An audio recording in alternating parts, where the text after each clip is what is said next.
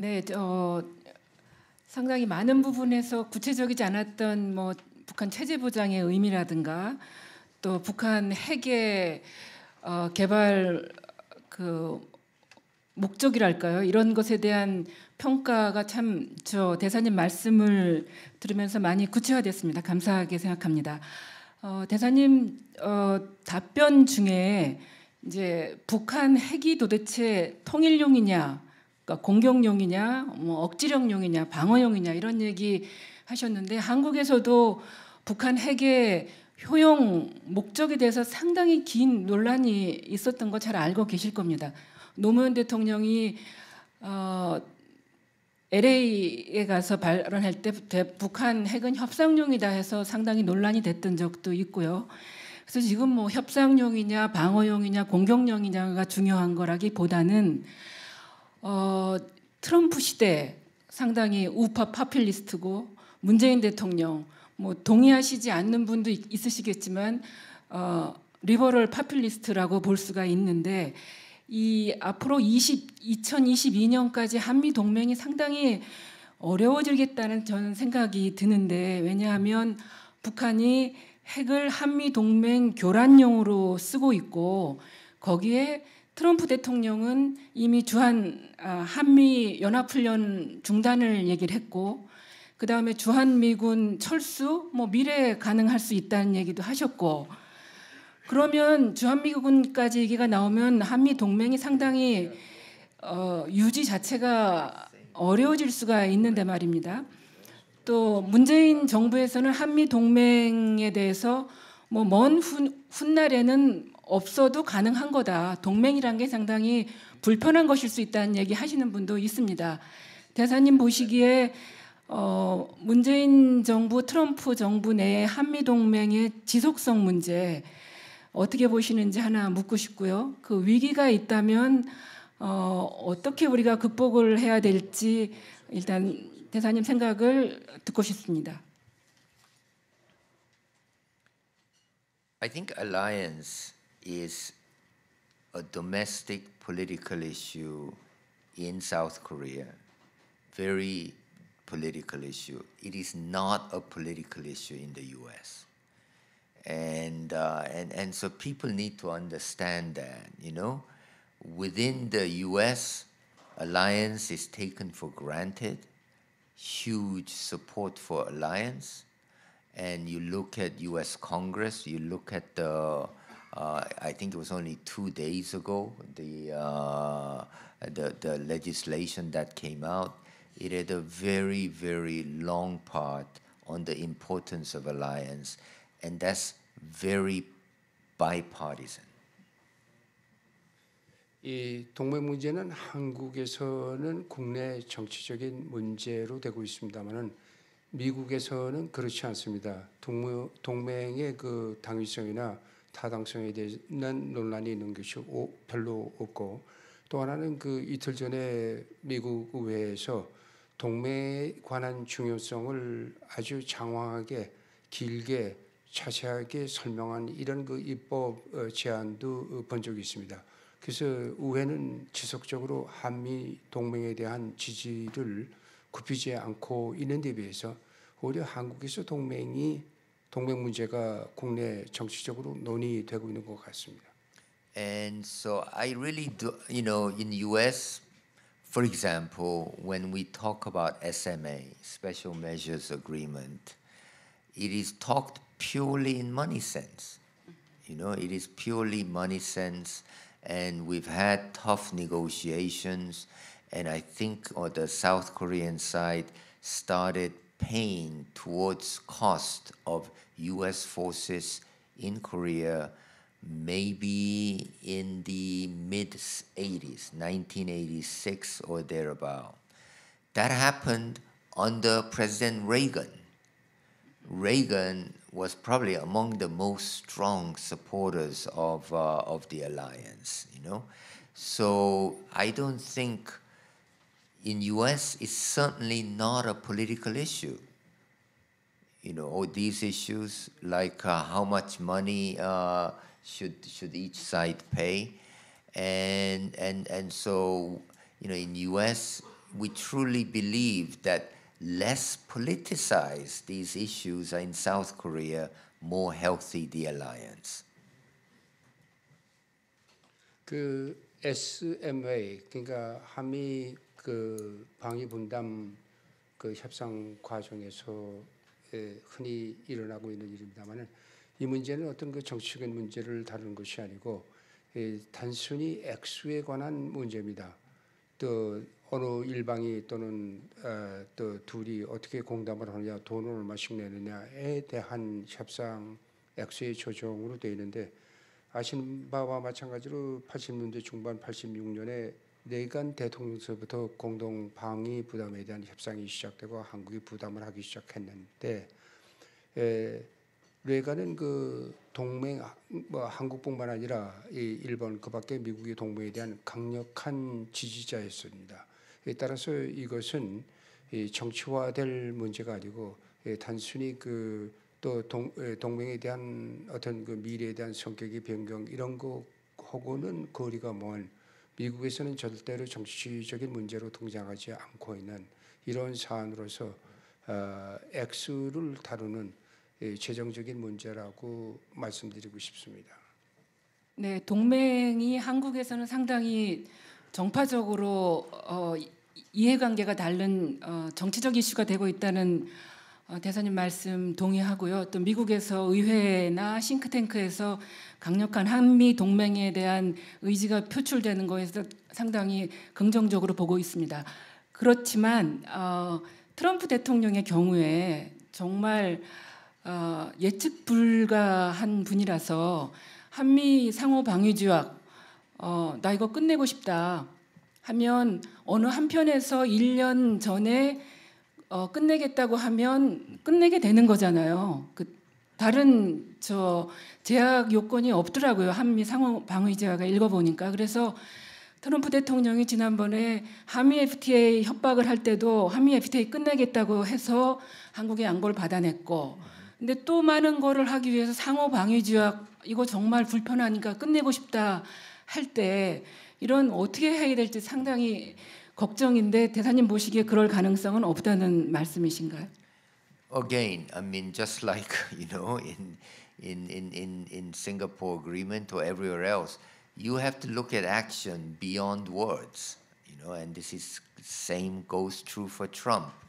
There is, that's what I'm trying to tell you. There is no body of support, publicly or in the political side, to end the alliance. There's no body of support, and so it's not going to happen, And just as so, I don't think that's a concern very much, So I would completely argue that there is no likelihood in any time soon there would be an end or very different alliance relationship because there is no support for that. 다시 말씀드립니다만은 뭐 싱가포르에서 나왔던 합의 내용을 보거나 그 밖에 미국 내에서 어디 공개적으로 논의되고 있는 어떤 것을 본다 하더라도 미국 내에는 한미 동맹을 반대하겠다는 또는 정식 변경시키겠다는 것을 그런 내용을 지지하는 기관이 존재하지 않고 있습니다. 따라서 내가 볼 때는 이런 가능성, 개연성은 무척 희박하다고 보고 있고 또 이런 움직임도 없다는 말씀을 드리고 싶습니다. 따라서 한미동맹은 어느 가까운 시일 내에 변경되거나 아니면 종식시켜야 된다는 이런 움직임은 나타나지 않을 것으로 보고 있습니다. 자, 왕 의원. 네, 연관되는 질문을 또 하나 좀 드리고 싶습니다. 지금 주한미군에 대해서는 이제 확고하다라고 하는 이제 인식을 말씀을 주셨는데요. 사실은 이제 북한과 미국이 이제 싱가포르 정상회담에서 적대 관계를 청산을 하고 새로운 관계를 맺자고 이제 그 부분은 약속이 된 것이죠. 이렇게 되면 이제 주한미군의 위상과 성격에 대해서 이제 북한과 미국이 앞으로 협상을 하게 될 것입니다. 그래서 주한미군의 성격과 위상이 앞으로 일정 부분 변화는 불가피하다라는 것은 뭐 모두가 받아들이는 것 같습니다만 그 부분에 대해서는 어떻게 생각하십니까? 그야말로 한미동맹을 폐기하는 차원에서 뭐 주한미군 철수한다든가 그거는 아니라는 건 이해가 가는데 주한미군의 위상과 성격이 변경이 필요하다. 이 부분에 대해서 대사님의 의견 듣고 싶습니다. Well, I mean, I think I keep on saying same thing, but without a resolution to nuclear weapons in North Korea, I don't think the environment changes or strategic presence of the United States changes very much. Maybe 50 years, 25, down the road, we have to fundamentally rethink when the environment changes. But you have to see the environment changing before you start changing the derivatives. And certainly the presence of U.S. Troops or the alliance relationship depends on the environment. If the environment changes significantly, but so should the alliance relationship. But I mean, what is that significant change? What is the line? That certainly is not being reached now. And so again, this is something I worry about among the Koreans. This is becoming a political issue. People use it for political ends, U.S. troops and alliance relationship.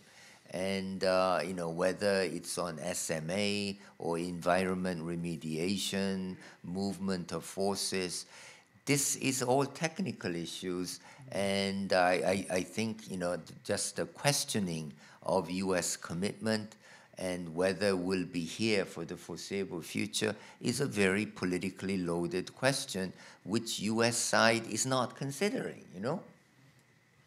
이 같은 얘기가 되겠습니다만은 이 동맹무지가 한국 내에선 정치적인 문제가 되고 있다는 말씀을 아까 드린 바 있습니다. 또 동맹에 관해서도 마찬가지 얘기인데 이러한 그 한미 동맹의 문제는 주한미군의 주둔에 관한 문제도 연결이 됩니다만은 비핵화 문제가 해결되지 않는 한 미국이 한반도 또는 이 지역에 갖고 있는 전략적인 입장은 변하지 않는다고 말씀드릴 수 있습니다. 다만 안보 환경이 변해지면은 여기에 따른 전략도 달라질 수 있고 또 주한 미군의 위치나 또는 동맹 관계 자체에 대해서도 일정한 그 조정이 이루어질 수 있습니다. 그러면 그 환경의 변화라는 것이 어느 때 어떻게 이루느냐에 따라서 여기에 수반될 수 있는 여러 가지 기술적인 사항들이 있습니다. 그것은 뭐 병력의 조정 문제라든가 그 밖의 역할에 대한 조정 문제 여러 가지가 있겠습니다만은 다만 미국의 입장에서 분명한 것은 한미 동맹 관계 그리고 미군 주둔 문제가 미국 내에서는 정치적인 문제가 되지 않고 있는데 한국에서는 이러한 문제들이 민감하게 정치적으로 논의가 되고 있다는 것을 제가 볼 수 있습니다. So this is used by both liberal side and conservative side. And 80-90% of the time, U.S. doesn't know it's being used that way. And so that's why it creates a momentum and danger and backlash that somehow U.S. and alliance is being used like political football, And I think both the conservative and progressives are very guilty of that, 특히 그 진보 그리고 보수사에서 내가 볼 때는 한 80%가 이 문제를 정치적으로 다루고 있는데 미국에서는 그렇지 않은데 이것이 어떤 그 반작용도 불러올 수 있고 여기에 따라서 위험도 따를 수 있다고 생각합니다. 그래서 미국의 입장에서는 난처하게 될 수 있는 이러한 그 상황도 있을 수 있다고 생각합니다. 따라서 이런 문제들이 정치적으로 접근되는 것은 미국에서는 그렇게 하고 있지도 않고 있지만 또 바람직하다고도 생각하지 않습니다. 네, 뭐 한미 동맹 주한 미군 문제에 대해서는 이제 충분히 토론이 된 것 같습니다. 약간 화제를 바꾸어서 미 국무부 이제 미국 이제 트럼프 행정부는 이제 북한과의 대화를 본격적으로 준비를 하고 있는데 지금 라인업을 보면 존 볼튼 안보보좌관의 경우는 매우 이제 강경한 태도를 보이고 있고요. 폼페이오 국무장관은 북한에 대해서 굉장히 북한의 진정성을 믿는다라고 하는 입장을 공공연히 표현하고 있습니다. 이런 어떻게 보면 두 리더의 좀 다른 행보가 트럼프 행정부의 대북 정책의 효율성을 떨어뜨릴 가능성은 없는지, 그리고 미국 국무부를 비롯해서 대북 협상을 하는 미국 정부의 실무 인력이 여전히 매우 부족하다는 것이 일반적인 평가입니다. 대사님께서는 앞으로 미국 정부가 어떤 면에서 준비를 더 많이 해야 한다고 생각하는지 말씀 부탁드리겠습니다. You know, I think in any administration, you're going to have people with different views, you know, and that's the same in the U.S. And but ultimately, is the president, the leader's views that become very, very important. On this occasion, it's clear that President Trump believes that through dialogue, through communications with North Korean leader, that we can get to a better place, more stable, more sustainable solution. And I do think the administration is working towards realizing that. So I think in the coming weeks, you will see, and I think they're close to announcing maybe some visits. I mean, I'm not in the administration, so I'm not in a position to know, but there has to be number of follow-up meetings and dividing the overall task. And so there is clearly a role for talks on denuclearization. There is clearly a role for talks on, you know, humanitarian assistance. There is clearly a role for talks on security side, diplomatic normalization. So you will see those. And that depends, how the direction goes depends on the pace that the White House and especially President Trump sets. So in the coming months, I think, you know, as they meet with North Korean counterparts, progress you can measure, but now it is very hard to measure that progress. And I don't think that progress will be lightning fast. You know, it's going to take a while. So it's hard to say what will be accomplished by the end of this year or what will be accomplished by September. I think, again, we need to wait and see. 이 사람마다 견해는 다 다를 수 있습니다. 그러나 궁극적으로 대통령이 어떻게 생각하느냐, 대통령이 무슨 말을 하느냐, 결정을 하느냐가 가장 중요합니다. 제가 보기에 트럼프 대통령은 대화와 그리고 의사소통을 통해서 보다 나은 그 해결 방법을 찾을 수 있다고 믿고 있는 것입니다. 그래서 지금까지 그 접촉이 이루어지고 있는 것으로 보고 있는데, 그것은 또 앞으로 이 상대방의 행동이 어떻게 나오냐에 따라서 달라질 수 있습니다. 그래서 행정부 내에서는 트럼프 대통령의 뜻에 따라서 앞으로 이제 후속 회담도 많이 나오게 될 것이고, 또 여기에 따라서 그 비핵화로 갈 수 있는 전반적인 어떤 그 길이, 방법이 제시될 것으로 볼 수 있겠습니다만은, 여기에 따라서 인도적인 지원도 한편하고 뿐만 아니라 북한에 대한 안전 조치도 또 따로 진다고 볼 수 있겠습니다. 그래서 그 트럼프 대통령이 이와 같은 그 뜻이 실천되기까지에는 앞으로도 북한 사람과 계속 만나서 나는 지금 현재 행정부에서 일을 하지 않고 있기 때문에 구체적으로 어떻게 계획을 세우고 있는지는 모르겠습니다만은 후속 조치에 따라서 조금씩 그렇게 속도는 빠르게 나타나지는 않을 것이라고 생각합니다만은 우리가 지켜보면은 이와 같은 방향으로 어떻게 가는가 하는 것을 알게 되지 않을까 이렇게 생각하고 있습니다. 하나만 더. 예. 이제 트럼프 행정부의 대북 정책과 관련해서 이제 가장 특징적인 것 중에 하나가 지난해 이맘때 설립된 CIA 중앙정보국의 코리아 미션 센터라고 하는 기구가 있습니다. 지난 평창 동계올림픽을 전후로 해서 특히 그 존재감이 더 강해졌는데 국무부의 정통 관료로서 보시기에 CIA의 특별 기구가 북한과의 협상에서 이렇게 존재감을 강하게 드러내는 것 어떻게 평가하시고 또 앞으로 이런 현상이 더 지속될 것으로 보시는지. 예. Yeah, I don't talk about CIA. So CIA에 대한 얘기는 안 합니다. 그러면 됐습니다. 답니까?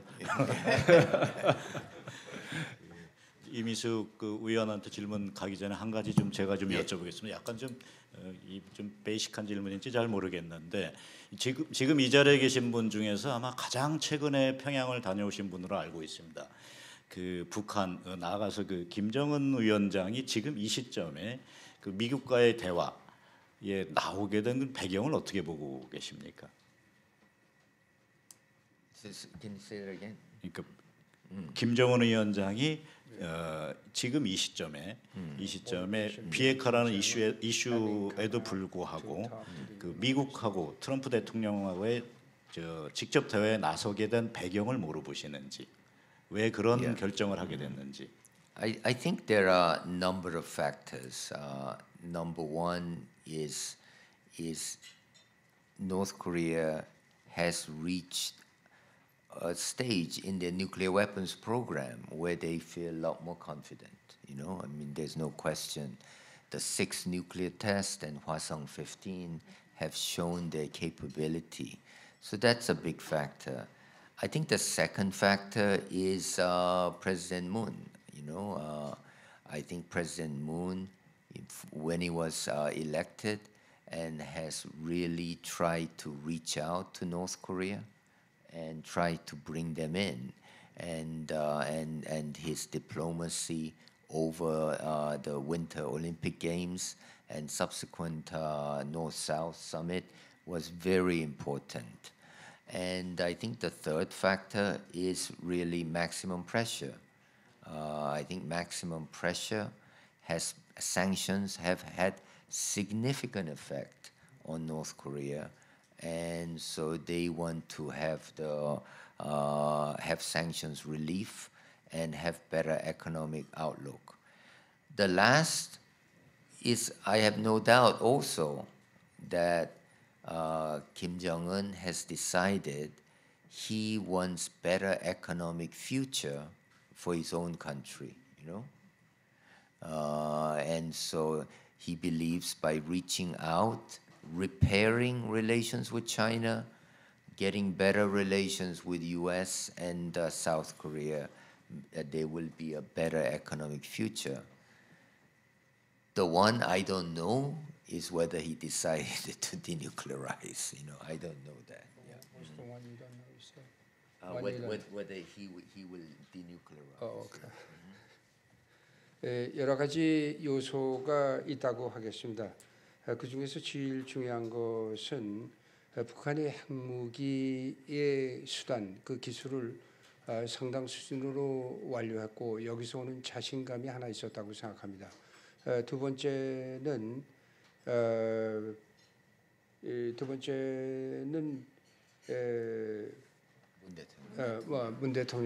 문 대통령이 취임하서부터 북한에 대해서 접근하는 열린 이러한 그 정책을 펴왔고 그것은 평창 올림픽 때의 남북 간의 협력을 이끌어냈고 뿐만 아니라 판문점 정상회담까지 이어졌습니다. 세 번째로는 역시 그 최대한의 압박, 제재가 북한에 상당히 영향력을 미쳤다고 볼 수 있습니다. 뿐만 아니라 네 번째로 말씀을 드리자면은 김정은 자신이 그 자국을 보다 잘 살 수 있는 나라로 만들고 싶다 하는 이러한 그 의도가 있는 것 같습니다.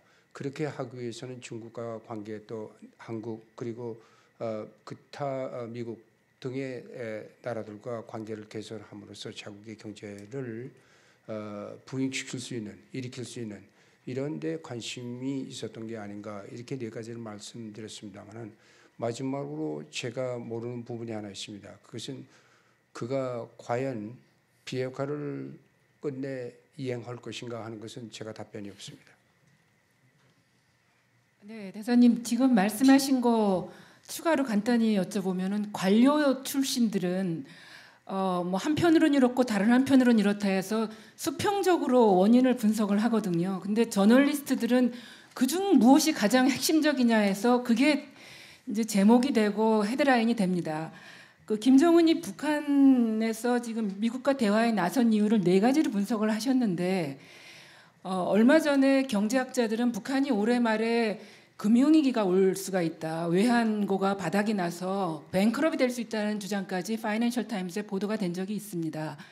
네 가지 중에서 대사님이 보시기에 뭐가 가장 핵심적이라고 보셨는지 추가로 하나만 간단히 여쭙겠습니다. No, I don't think you can say that. I mean, because all the conditions have to be right. For example, if President Moon didn't win the election, say Hong Jun-pyo won the election, I don't think we'll be here. And same with if they did not test the six nuclear weapons did not go well, we probably wouldn't be here. And if the Hwasong 15 did not go well, we would not be here. If there was no maximum pressure sanctions, we probably would not be here. So you cannot say which is most important. 네, 역시 제가 관료시군요. 여러 가지 조건을 말씀드렸습니다만은 그 중에서 어느 하나라고 얘기하기는 어렵습니다. 예를 들어서 문재인 대통령이 당선이 되지 않고 홍준표 후보가 당선됐더라면 오늘 우리가 이와 같은 문제를 논의하지 않을 것입니다. 또 뿐만 아니라 이 6차 핵실험이 성공하지 않았더라면 우리가 얘기를 안 할 겁니다. 그다음에 미사일 화성 15호가 성공하지 않았더라면 우리가 지금 이런 얘기를 하지 않을 수 있을 것입니다. 따라서 또 maximum pressure 그 최대한의 제재 압박이 효력을 보지 않았더라면 우리가 이 얘기를 하지 않고 있을 것입니다. 마찬가지로 이런 그 조건들이 다 한데 복합적으로 작용한 것이 김정은이 대미 협상에 나온 동기라고 보고 있습니다만 어느 하나만을 지적해서 말씀드리기는 어렵다고 생각합니다. 알겠습니다. 저 국무부 그만두신 지가 아직 얼마 안 되셔서 그 관료 틀이 많이 남아 있는 것 같은데 역시 관료적 답변을 하실까 봐 좀 겁이 나는데 마지막 질문 간단하게 드리겠습니다.